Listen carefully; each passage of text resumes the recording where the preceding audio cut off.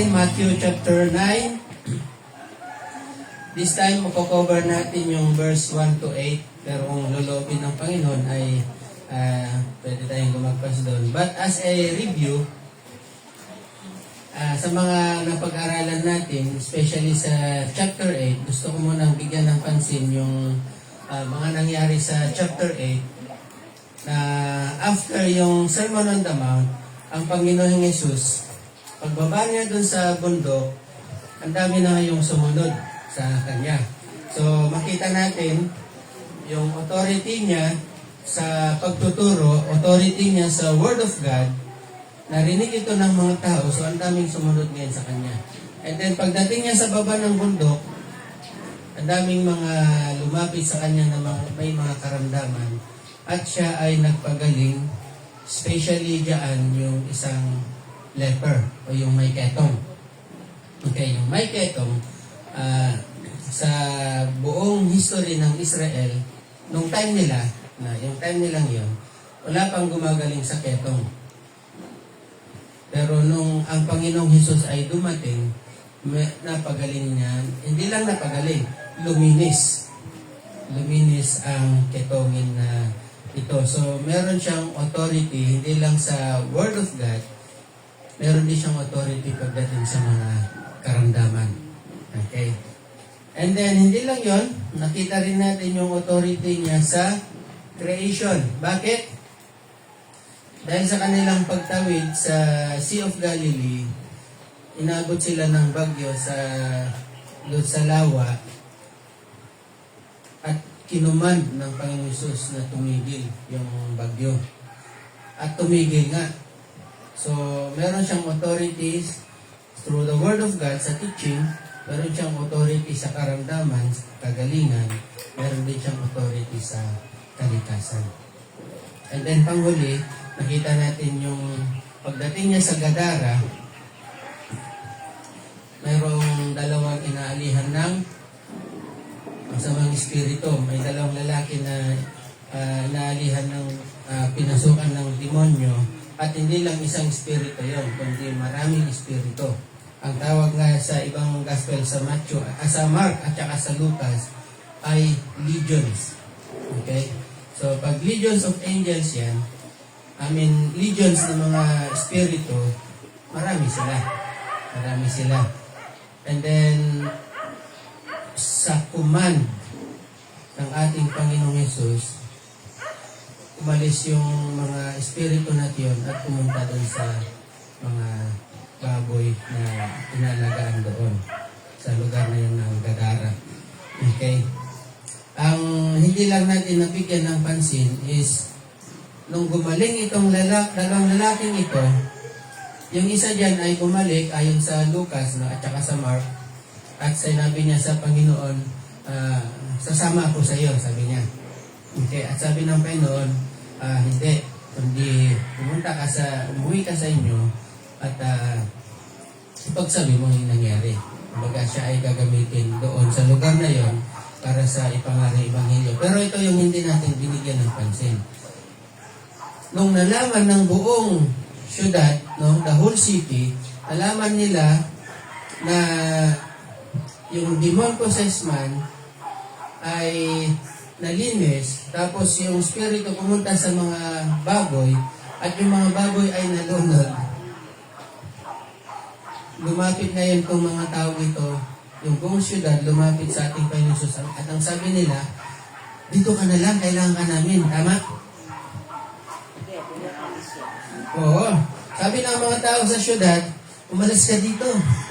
Magkakaproblema yung negosyo namin, malulugi kami. Malulugi kami. And take note, sabi ng Panginoon Jesus, hindi ako alis, kailangan niyo ko. Sinabi ba niya yan? Hindi. Kung ano yung wish nila, ginawa ng Panginoon Jesus. Umalis siya at tumawid ulit sa kabilang ibayo. Ang point is, let's be careful kung ano yung pinag-pray natin. Baka papakinggan yan at pag sinabi mo, Panginoon, hindi kita kailangan, magkakaroon ka ng problema.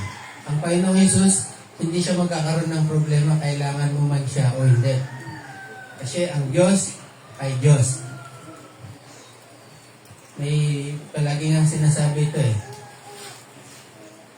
Ang Diyos at tao, mawala man ang tao, Diyos pa rin siya. Pwede pa rin siya maglikha. Pero ang tao, mawalan ng Diyos ang tao. Wala na siya. Okay? Magiging hindi maganda yung kanyang buhay. Okay? So, doon nagtapos and then, tumawid ulit sila sa pagtawid nila. Sabi nga sa verse 1, umakyat siya sa bangka, he got into a boat, crossed over and came to his own city. Which means na nakita natin yung apat na at least apat no authority ng Panginoon Jesus.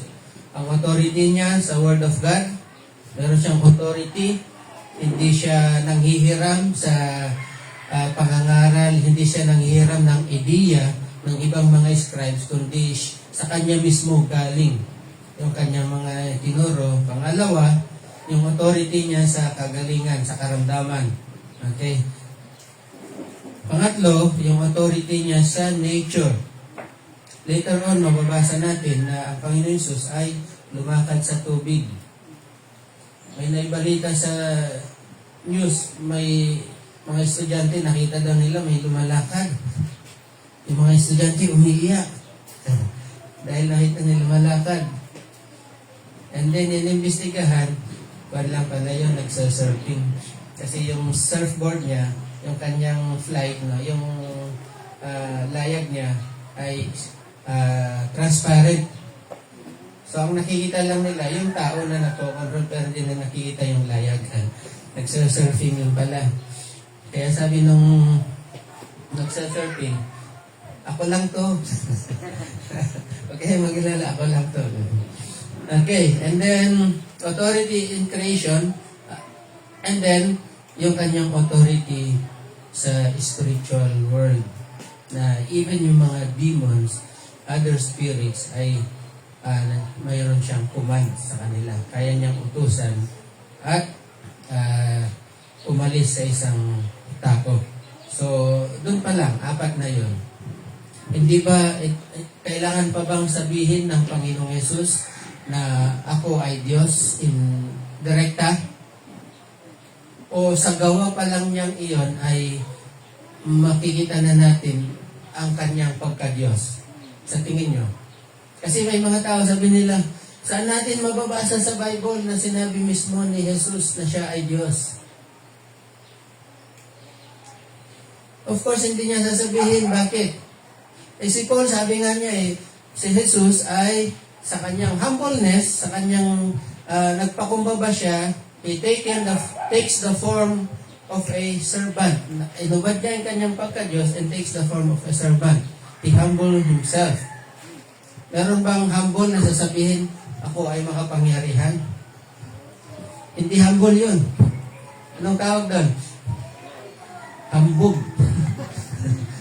So, ang Panginoon Jesus, hindi mo makikita, hindi mo mababasa na sinabi niya, ako ang Diyos.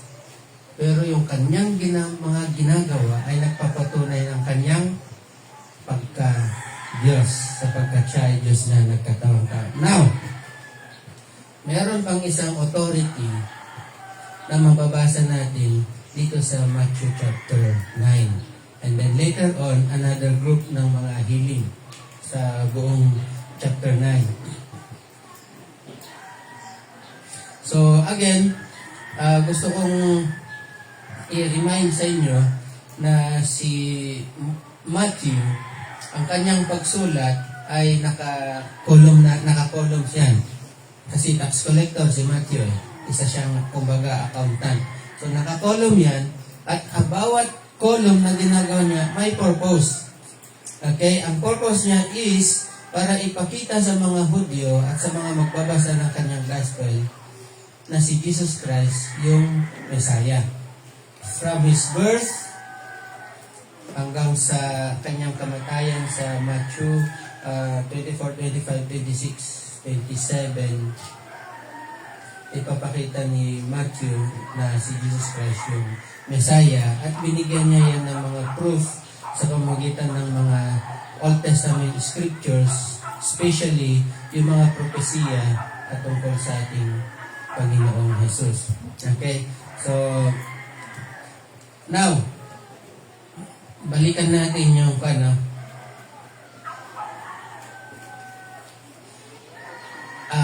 isa sa mga isa sa mga Word of God, isa sa mga proof, verse, sa Old Testament, na ang pagpapagaling ng Panginoon Jesus, yung kanyang paggawa ng mga himala, ay nasa Isaiah 35, verse 1 to 6. So, basahin ko lang po nasa English, kahit di na po kayo pupunta doon. Sabi sa Isaiah 35, verse 1 to 6. In the desert and the parched land will be glad, sabi niya, the desert and the parched land will be glad. The wilderness will rejoice and blossom like the crocus. It will burst into bloom, kumbaga mamumulaklak. It will rejoice greatly and shout for joy. Magagalak, sabi niya, the glory of Lebanon will be given to it, the splendor of Carmel and Sharon, mga bundok ito. They will see the glory of the Lord, the splendor of our God. Strengthen the feeble hands, palakasin yung mga nanghihina, sabi niya, steady the knees that give way, yung mga nag-give up na, palalakasin. Say to those with fearful hearts, be strong. Do not fear. Your God will come. He will come with vengeance, with divine retribution. He will come to save you. Okay, He will come to save you. And verse 5, then will the eyes of the blind be opened. Okay? And the ears of the deaf unstopped. Ibig sabihin, yung deaf ay ipipi. Kaya pala. Tama ba? Yung mute pala yung pipi. Yung deaf ay yung bingi, di ba? So, yung bingi ay makakarinig. Then the eyes of the blind be opened, and the ears of the deaf unstopped. Then will the lame leap like a deer, and mute, the mute tongue shall shout for joy. Water will gush forth in the wilderness and streams in the desert. Parang kinanta natin ito. Okay? So, Isaiah 35, na yung Messiah daw, ito yung kanyang mga gagawin. Okay? So, it is a proof. Yung mga ginawa ngayon ito ni Matthew, from chapter 8 hanggang chapter 9, ipinapakita niya na ito ay natutupad sa ating Panginoong Yesus. Which means that kay Matthew, siya yung Messiah. Okay. Doon na lang sa gumaling yung leper. Sabi ko nga, from the time na ginawa yung kautusan, binigay ito kay Moses, until dito sa time na ito ng ating Panginoon Yesus, wala pang gumagaling, wala pang lumilinis na ketongin. Ang Panginoon Yesus lang ang nakapaglinis. Yun lang, tinan po natin, no? Imagine mo na lang na wala pang gumaling sa ketong. Tapos itong ketongin na to sa chapter 8, sabi ng Panginoon Yesus, pumunta ka sa mga priest. Doon ka magpa-check up, hindi sa doktor. Doon sa mga priest. Kasi yung mga priest ang magde-declare kung malinis na nga siya o hindi pa. Sino ba yung mga priest? Sila yung mga Levites, yung mga yan. And then, doon sa mga priest, sa templo, nandoon din yung mga scribes, nandoon yung mga Pharisees, at yung mga iba't ibang religious leaders. So, kung yung pagpapagaling and doing signs and wonders and miracles ay sign ng isang Messiah, imagine mo na lang kung anong gagawin ng mga Levites na to, ng mga scribes and Pharisees na ito.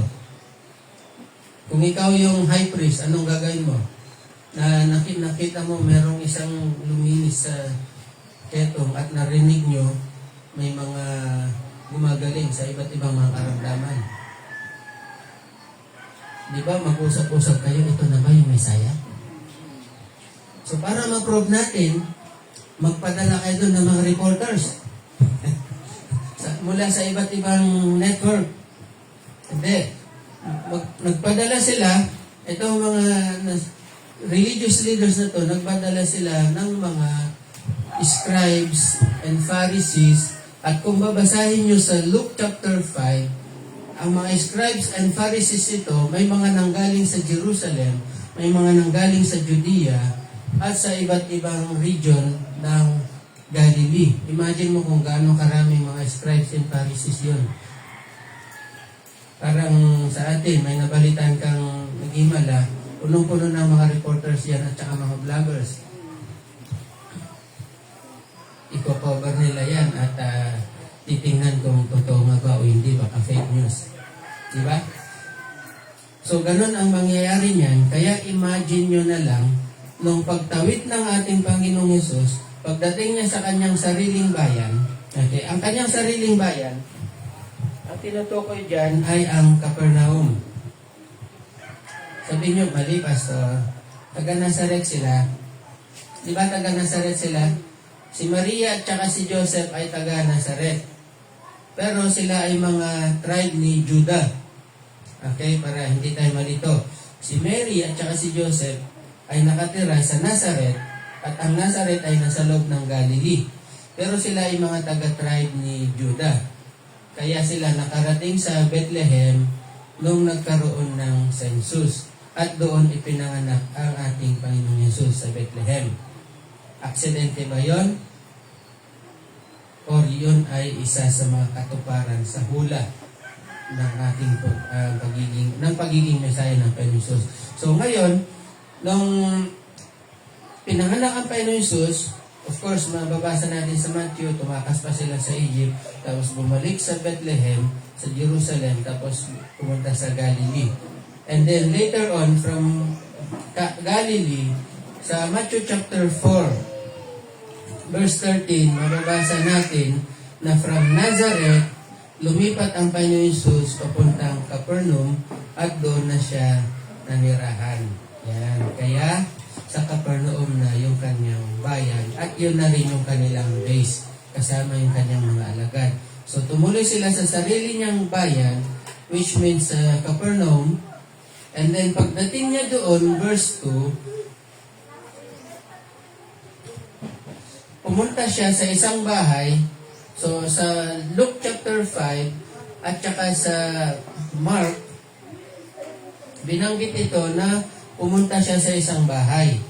At doon sa bahay na yon, dinumog siya ng napakaraming tao at napakaraming mga scribe at saka mga Pharisees. Because nandun na sila para tingnan kung siya na nga ba yung Mesaya.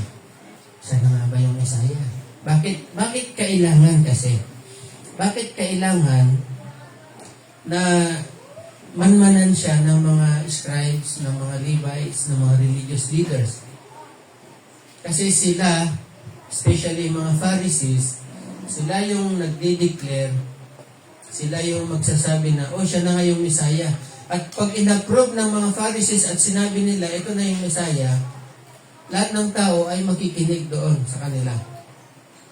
Pag sinabi ng mga Pharisees, scribes at Pharisees na ay hindi siya yung Mesaya, yung mga tao, of course, makikinig sila kung anong sasabihin ng mga scribes and Pharisees. Pero sa ating Panginoon Jesus, it doesn't matter. Bakit? Hindi niya kailangan ng approval ng tao. Yung kanyang mga works ang mag-prove ng kanyang pagiging Mesaya. So ngayon, habang nandoon sila sa bahay na yon, may dumating na paralitiko. Tama ba? O mali? Hindi makakalakad ang paralitiko.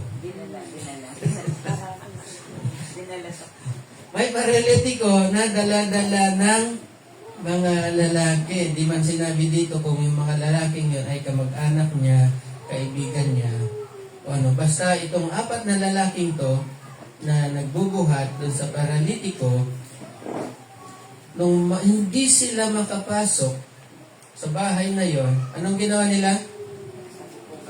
Umuwi na lang, di pala sila makapasok eh. Di ba? Hindi? Okay. So, ang ginawa nila, gumawa sila ng paraan. Umakyat sila sa bubong, hinukay. Hinukay yung bubong. Wala dito sa Matthew. Okay. Nandoon yun sa Luke chapter 5 at saka sa Marcos. Okay. So, at binaba nila yung paralitiko, dito na ay magkakaroon ng issue. Okay? So, then behold, they brought to him a paralytic lying on a bed. When Jesus saw their faith, he said to the paralytic, "Son, be of good cheer, your sins are forgiven you." So, isang paralitiko, nakahiga sa kanyang kama, higaan, o yung stretcher, no? Okay? Nang makita ni Jesus, kaninong pananampalataya ang nakita ng ating Panginoon Jesus? Pananampalataya ba ng paralitiko? Pananampalataya ng mga taong nakapalibot sa Kanya? O pananampalataya ng mga taong nagdala sa paralitiko? Yung mga nagdala. Ang nakita ng Panginoon Jesus, yung pananampalataya ng mga nagdala sa Kanya. Paano natin alam na may pananampalataya sila? Ang Panginoon Jesus, nakita niya, nabasa niya sa kanila. Kasi ang Panginoon Jesus, nakakabasa siya ng nilalaman ng puso at isipan natin. So, ang Panginoon Jesus, nakita niya yung puso ng mga taong ito. Hindi niya sinabi na, ay, fake yung kanyang pananampalataya. Hindi. Hindi rin niya sinabi na yung pananalig nila ay kunwari. Pero alam niya, totoo yung faith nila, nananalig sila ng gusto. Paano natin mapuprove na totoo yun? Hindi sila nag-give up. Merong hadlang, di ba? Ang Panginoon Jesus nandito, yung mga tao nandito yung paralitiko, no? Imagine ninyo, may mga tao dyan, hindi sila makasiksik. So may hadlang. Pero dahil sa kanilang pananampalataya ay hindi sila nahadlangan. Gumawa sila ng paraan, even umakyat doon sa bubong.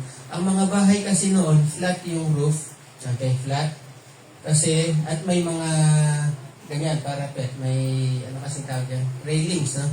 May railings kasi paggabi natutulog sila sa itaas. So meaning, may hagdan sa labas. Kung ito yung bahay, ito yung loob, dito may hagdan dito sa gilid, doon sila dumadaan papakyat sa bubong. So doon sila dumaan, makyat sila doon at binuksan nila, hinukay nila kasi yung bubong na yan ay nilagyan ng mga kahoy, nilagyan ng mga dahon-dahon, kasi nilagyan ng putik. Yung putik tumigas na syempre.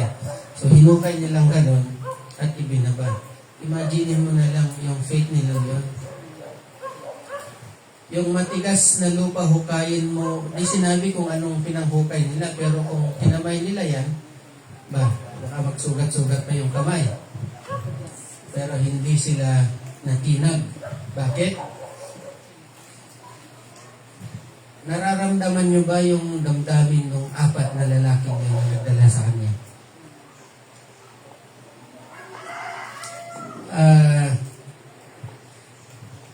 Yung araw-araw, pero posible na itong mga taong ito nagdala kanya, posible na araw-araw din kasama niya sa bahay. Sila nag-asikaso, nakikita nila yung paghihirap. Imagine niyo na lang kung ano yung limitasyon ng isang paralytic. Ano ba yung mga bagay na kayang gawin at hindi kayang gawin na isang paralitiko? Lahat hindi niya kayang gawin. Wala siyang kayang gawin. Umihi mag-isa, kailangan niya ng adult diapers. Ang tanong, kailangan din ba niyang kumain? Kaya ba niyang kumain mag-isa? O kailangan may nagsusubo sa kanya? Paralytic yan eh. So, nakahiga siya mag-isa. Siguro, tumatakbo sa isipan niya. Sabi niya, pag ako nakalakad, mamamasyal ako sa Sea of Galilee, mamamasyal ako sa ganitong lugar. Di ba? Sa tingin niyo, di ba naglalaro sa isipan nun? Gusto kong makalanghap ng sariwang hangin, umakyat sa bundok ng Olibo o sa bundok ng doon. Matanyag na bundok doon. Pero hindi niya magawa. Hindi niya magawa. Bakit? Paralytic siya. Hindi siya makalakad. Para makarating lang siya sa isang lugar, kailangan pang may magbuhat sa kanya. Amen ba? Okay. So, nang makita ng Panginoon Jesus yung pananampalataya ng mga lalaking ito, pinagaling ba niya yung paralitiko? O meron siyang unang ginawa?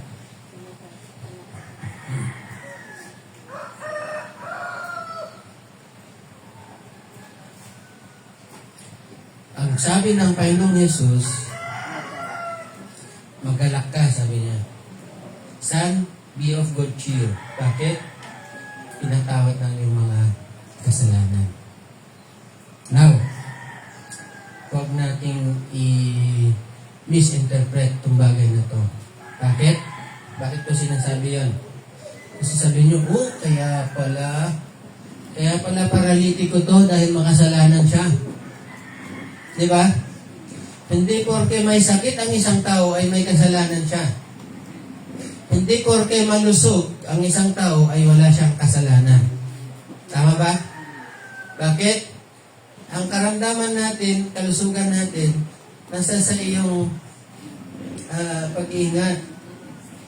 Kung puyat ka ng puyat, ano oras yung natutulog?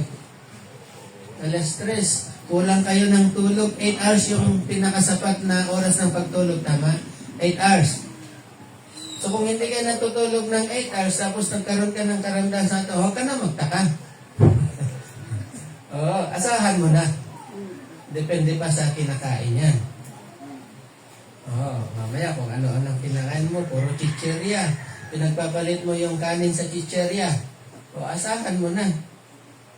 Asahan mo na yung pangyayari sa katawan. Kaya hindi sa kasalanan ang karamdaman. At hindi rin kung kaninong kasalanan siya. Kasi may issue dito sa ibang gospel, sasabi na, sino bang nagkasala? Yung nanay niya, tatay niya? O yung lolo ng kanyang nanay? Yung lolo ng kanyang lolo ng kanyang lolo? Ito, ginagamit kasi ito ng mga deliverance. Alam ko narinig nyo na yung deliverance ministry.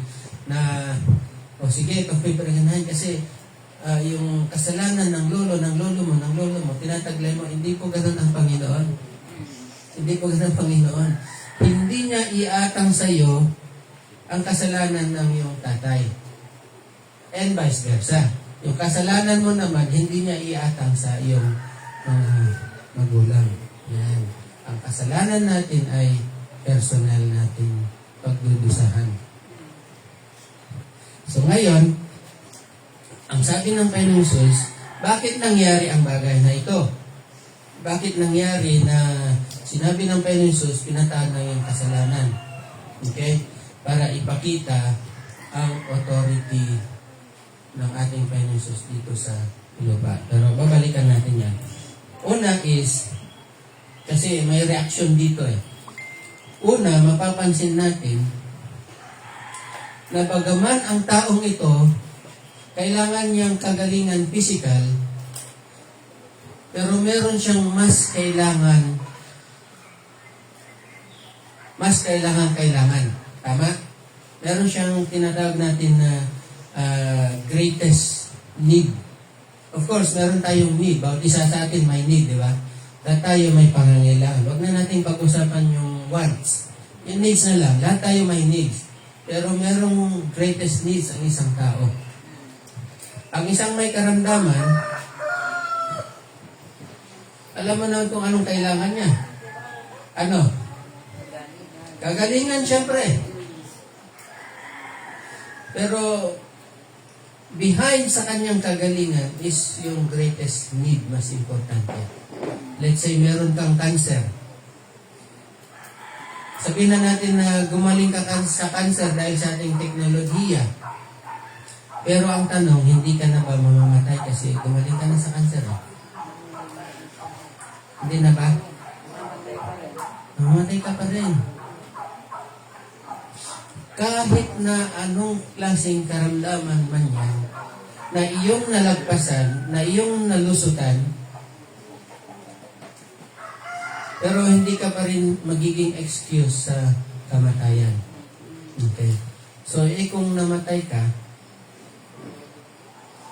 saan ka pupunta? Doon. Kapunta, sabi niya.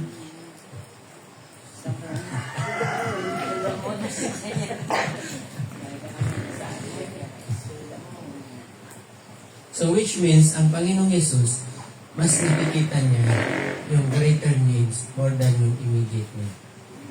Pero pag nangyari yung greater need, susunod yan yung immediate need. Tama ba? Bakit? Ito. Una ay, ano ba ang kasalanan? Ano ba ang kasalanan kasi? Ano ba ang sin? Ang sin ay galing sa Hebrew word na mamarsya. So, isulat nyo. Mamarsya. M-A-M-A-R-T-I-A sa Greek. Mamarsya. Ang ibig sabihin ng mamarsya ay missing the mark.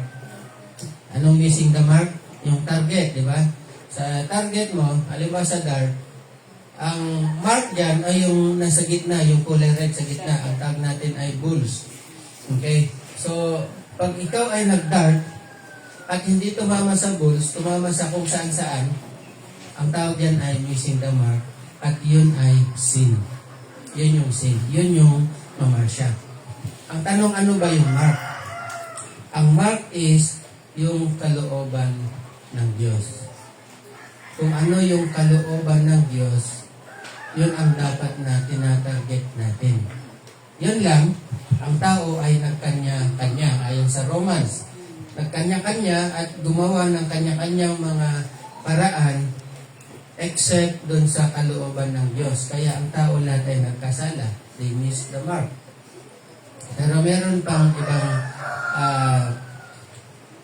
meaning yung kasalanan.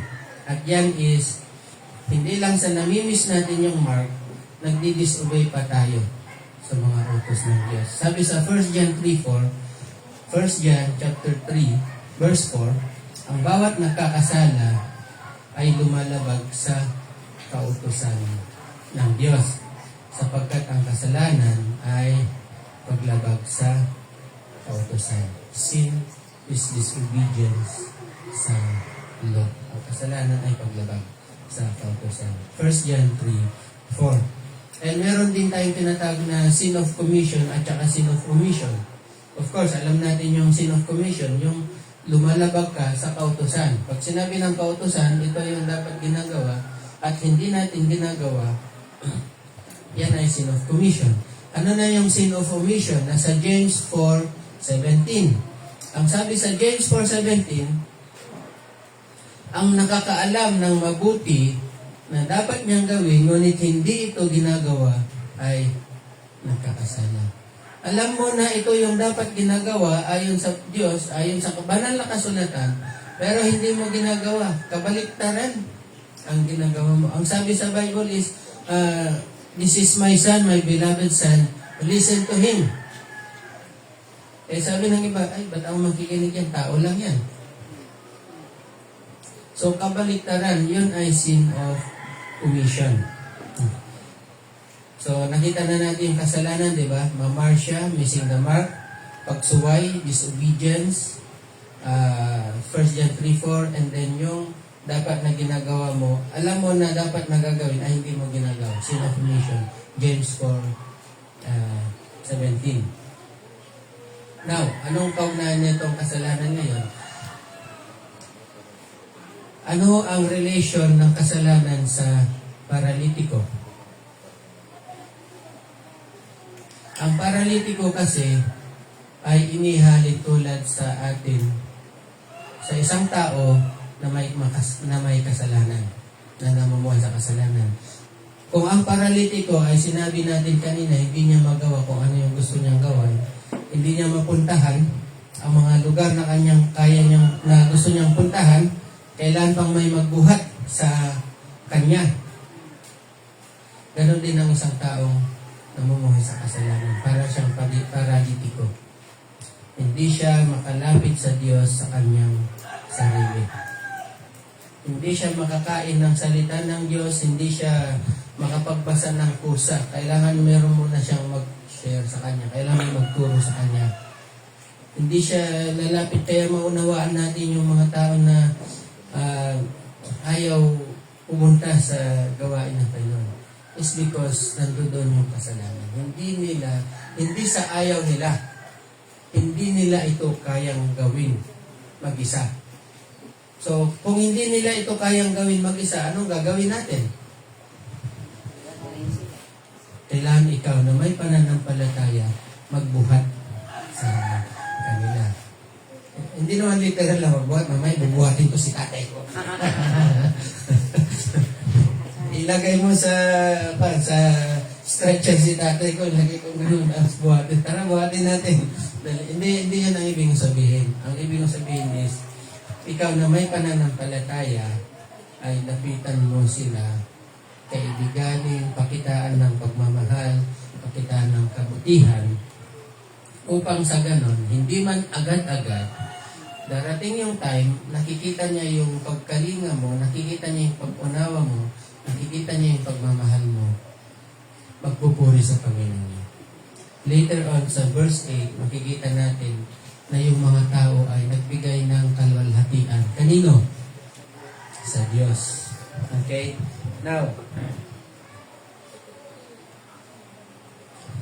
verse 3, okay, so nangyari yan, verse 3. So, ang pinaka-lesson natin dyan is tayo na mga may pananampalataya, magtiyaga tayo kung paano yung katulad nga sinabi ko kanina nga kung anong klase bang pag-aaruga, anong klaseng mga kaibigan itong 4 na lalaki na nagbuhat sa kanya, anong klaseng, kung hindi man sila kaibigan kamag-anak, anong klaseng kayo mag-anak sila.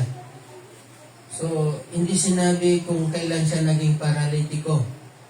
Kung ipinanganak na siyang paralitiko or at the point of time sa kanyang buhay naging paralytic siya, from that time na naging paralytic siya, yung mga nag-alaga sa kanya, imagine mo na lang yung pagtsatsaga nila. So, ngayon, ikaw ngayon, na nakakilala sa Panginoon, hindi ba maganda na magkaroon din tayo ng pagtsatsaga sa mga mahal natin sa buhay? Magtsatsaga tayo na alagaan sila, unawain sila, at ipanalangin at dalhin sa Panginoon. Upang sa ganon, darating yung time, kasama din natin silang nagpupuri. Di mo nga alam ngayon kung matagal mo na siyang pinagpipray, baka hindi mo lang napapansin, ang dami nang nagbabago sa kanya. Baka ang nakikita mo lang ay kung ano siya noon. Di ba nangyayari yun? Na makita mo ang isang tao, kung ano yung impression mo sa kanya noon, kung masungit siya noon, ngayon nagbabago na siya, hindi mo pa rin nakita yung pagbago, nakikita mo yung pagiging masungit siya noon. Dapat i-adjust din natin yung ating thinking, yung ating mentality. Ibuksan natin yung ating mata at tingnan mo, ang dami na palang pinagbago si kapatid. Ang dami na palang pinagbago si Lola. Puti ng buhok niya, dati itim. Ay, hindi. Dati pala puti, ngayon naging itim na. Nagpakulay pala. Okay. Now, verse 3, and at once, some of the scribes said within themselves, this man blasphemes. Ba? Ano ibig sabihin ng blaspheme?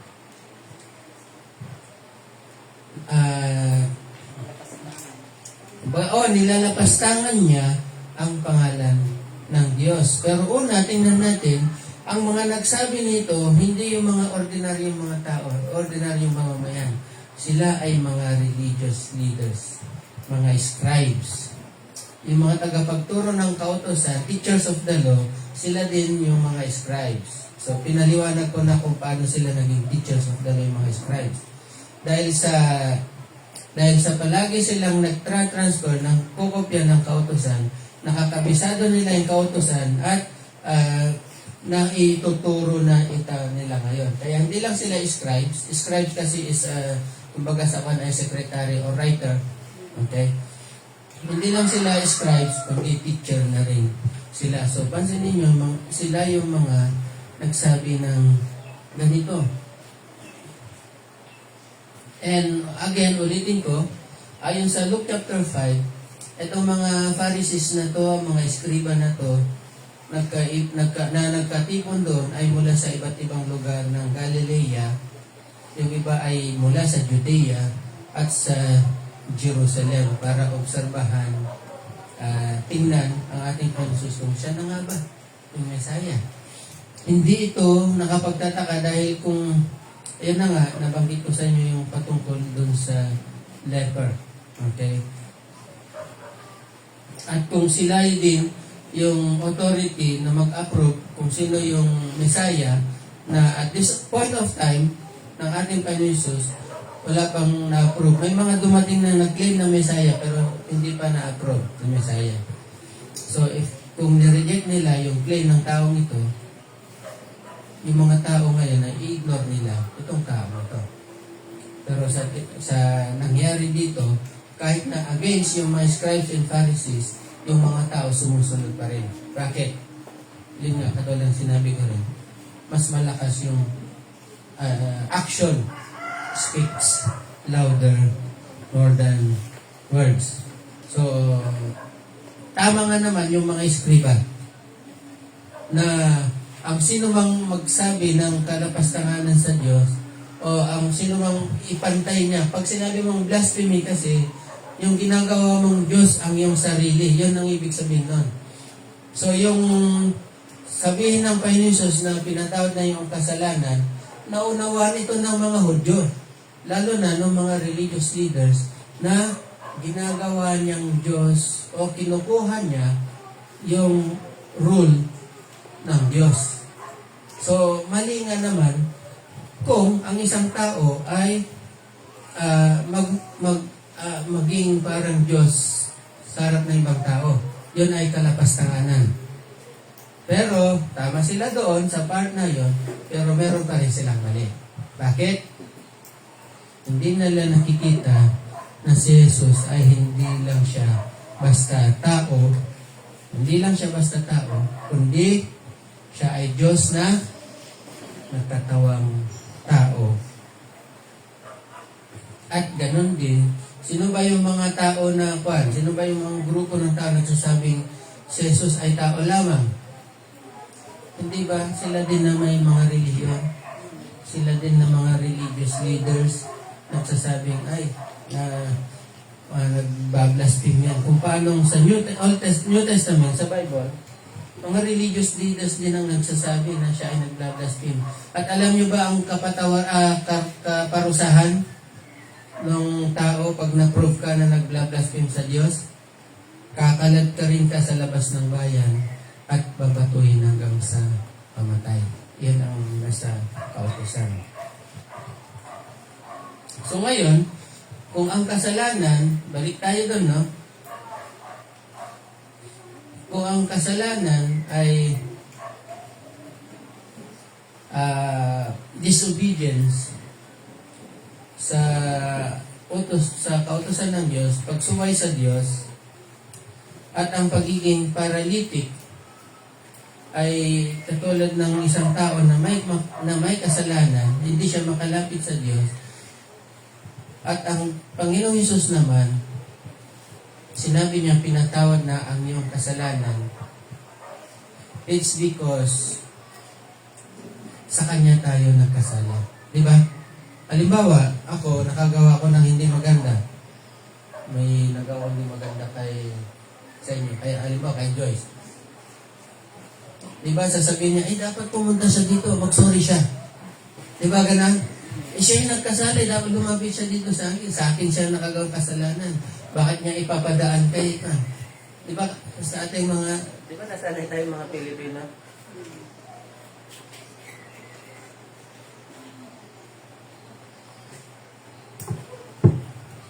Nakasanayan natin mga Pilipino na gusto mo mag-sorry pero kakausapin mo yung taong malapit sa kanya. Sabi mo nga kay Pan, nagsasorry na to. Kaya sabi ng isa, ay hindi, sa akin siya nagkasala.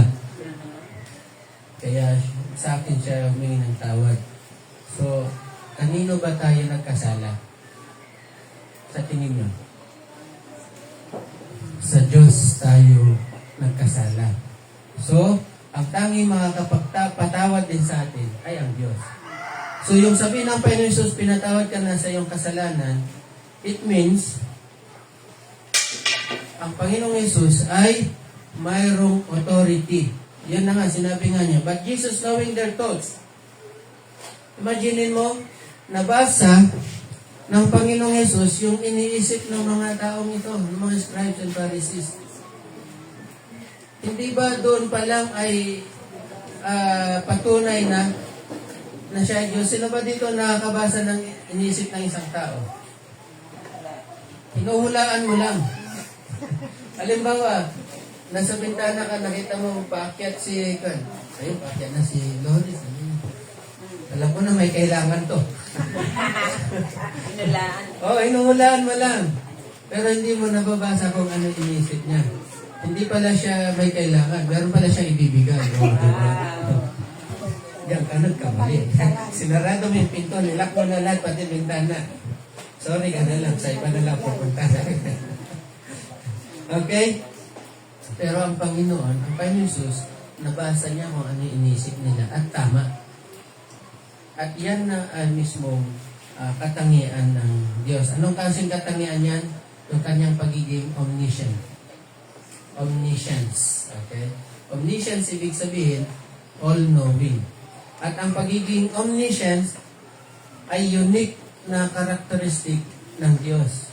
Pag sinabi mong unique, siya lang ang meron nito. May tao bang omniscient? May tao bang all-knowing? Alam mo ba yung nangyari noon? Siyempre, alam natin, di ba? History. Alam mo yung nangyayari ngayon? Yan lang. Pero pagdating bukas, alam mo ba yung mangyayari bukas? Hindi. Yung mga sinabi kanina, alam nyo, di ba? Pero yung mga sasabihin mamaya, alam nyo na ba? Hindi pa. Kasi hindi pa nangyari eh. Pero ang Panginoon Jesus, ang Diyos, alam na niya. Yun ang omniscient. At ang Diyos lang ang nagtatagalay nito. At kung ang Panginoon Jesus, nabasa niya ito sa kanilang isipan, ibig sabihin, in-exercise na niya ang kapangyarihan ng pagiging omniscient. Ang Diyos. So, ang sabi ng Panginoon Jesus, Jesus knowing their thoughts said, why do you think evil in your hearts? Nag-isip sila ng evil, ng masama. Alin ba ang mas madaling sabihin, your sins are forgiven, o arise and walk? Kayo ba, alin ba ang mas madaling sabihin? Pinatawad ng kasalanan mo o tumayo ka at maglakad? Bakit? Bakit pinatawad? Ito sinabi ng Panginoon Jesus. Sa Panginoong Yesus, pareho madali. Diba? Sa Panginoong Yesus, pareho madaling sabihin yan. Yung tumayo ka at pinagaling ka na. Pero, sa tao, mas madaling sabihin yung pinatawad ka na yung kasalanan. Bakit? Pag sinabi mo doon sa paralit, halimbawa, may dinala dito, Pastor, panalain mo to. Sabi mo, tumayo ka at maglakad, muwi ka na. Kung hindi siya tumayo, uuwi pa rin sila, buhat-buhat pa rin nila yung paralytic, di ba? Pero pag sinabi ko, sige, ipapanalayan ka namin, sumunod ka sa panalayan ito, pinatawad na yung kasalanan mo. Uuwi siya, taglay-taglay na yung kapayapaan na pinatawad yung kasalanan niya, pero paralytic pa rin siya. Di ba? Pero, kaya nga, mas madaling sabihin na pinatawad ang iyong kasalanan. Pero, ang Panginoon Jesus, sabi niya, sige na nga, sabi niya, para malaman nyo na ang anak ng tao ay may kapangyarihan para magpatawad ng kasalanan dito sa lupa. Merong authority to forgive sin. So, sinabi niya, arise, take up your bed, and go to your house. O di umuwi. Tumayo siya at umuwi. Nakita ngayon itong mga tao. Anong sabi nila? Kasi nagmarvel sila, verse 8. Now, when the multitude saw it, they marveled. At wala na silang ibang masabi kundi purihin ang Diyos. Luwalhatiin ang Diyos na siyang nagbigay ng ganitong kapangyarihan sa tao. Nawala yung kanilang pagre-reklamo. Nawala yung kanilang ang lumabas ay glory to God. Okay? Sa Panginoong Yesus, mas importante sa Kanya ang kapatawaran ng kasalanan more than yung physical, kagalingan physical. Kaya huwag tayong malungkot, huwag tayong magtampo sa Diyos. Kung nanalangin ka, may karamdaman ka ngayon, nanalangin ka at hindi naalis yan, may karamay tayo. Bakit? Si Paul ganun din eh.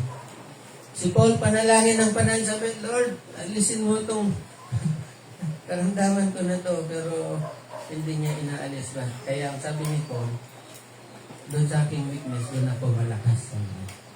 Okay. Di sinabi doon kung ano yung karamdaman ni Paul, pero nanalangin siya. Pero mapansin niyo si Paul, sa lahat ng mga apostles, siya yung merong 3 missionary journey. May first missionary journey siya, may second missionary journey, at may third missionary journey. Kaya nga, merong Romans, may 1 Corinthians, 2 Corinthians, merong Philippians, merong Galatians. Lahat ng yan ay bunga ng kanyang mga missionary journeys. Pero kung nagtampo siya na hindi siya pinagaling sa kanyang karamdaman, sabi niya, hindi ka pala totoo, Panginoon. Hindi ako gumaling eh. Mangyayari ba yun? Magkakaroon ba tayo ng 1 Corinthians, 2 Corinthians, pati yung mga Thessalonians? Hindi. Pero si Paul, pinagpatuloy niya. Ang sabi nga niya to die is gain.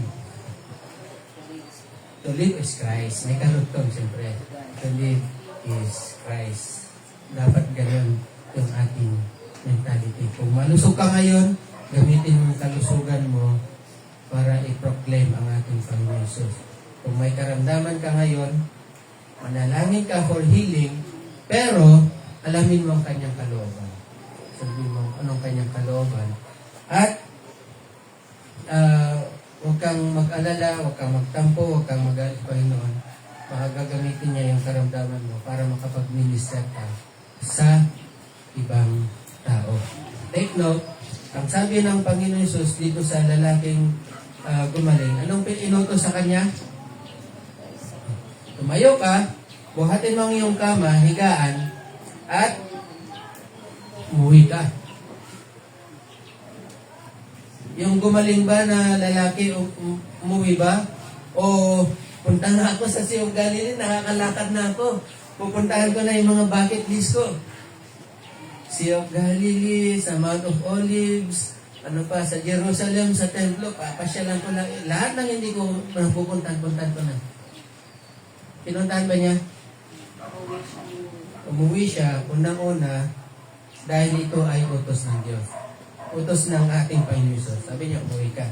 Pangalawa, gumaling siya at nakalakad. Sino yung unang-unang dapat na balitahan niya?